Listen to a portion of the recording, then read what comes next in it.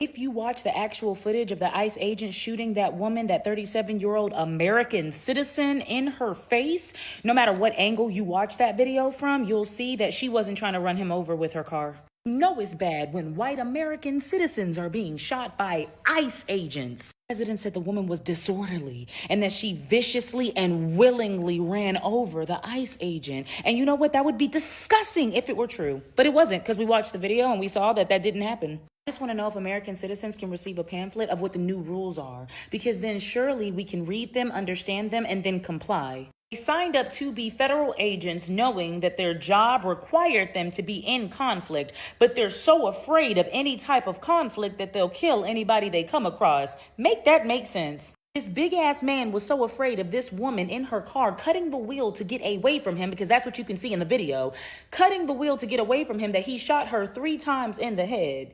In fact, he was so afraid of this woman and her car that he went towards the car, because that's what you do when you're afraid for your life. You go toward the threat. Just let us know the new rules so that we can abide by them, so that we can comply. Let me give you an example. If an officer tells you to get out your car and you don't, you can get shot 3 times in your head. If an officer tells you to stop walking and you don't, you could get shot 3 times in your head. If an officer tells you to stop talking, stop recording, and you don't, you could be shot 3 times in your head. Oh, see, now that makes sense. The reason why the majority of Americans feel defeated is because we're being bullied. One of the issues, there's many, one of the issues is we got a group of people in power that do not follow the laws, that do not abide by the same rules that you abide by, the same rules that they make up as they go. And then you got another group that's supposed to be fighting this group, but that other group, like a classic bullying situation, keeps saying, hey, they're not following the rules.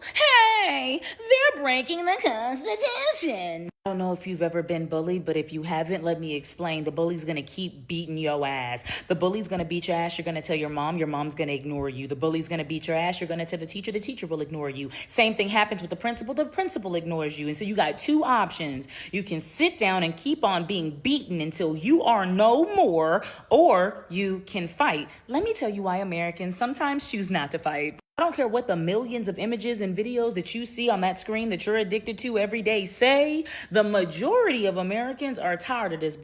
The majority of Americans are exhausted. They're overworked, they're underpaid, they're unemployed, and they're numb. The majority of Americans aren't racist. They enjoy diversity. They don't really care about their neighbor much because they're too focused on themselves. They're trying to figure out how they're going to afford healthcare, childcare, groceries. That's what the majority of Americans are doing. It's going to be up to my generation and the generation that comes after millennial to stand up and fight. The thing about it is we're a little ill-equipped. Sorry, this is our first Great Depression. This is the greatest depression. Let's rally and really come together, but it has to be before 10 p.m. because I have to go to work tomorrow. My daughter has a recital. I mean, that's if she's not shot up in her school. The president said the woman that was screaming in the video, the woman that was recording and screaming, what are you doing? What are you doing? This is a murder, is a professional agitator. And honestly, I feel like that should be a job that we get paid for, because I'm professionally agitated like a She was probably agitated because not a lot of people have a casual cup of coffee with their morning murder.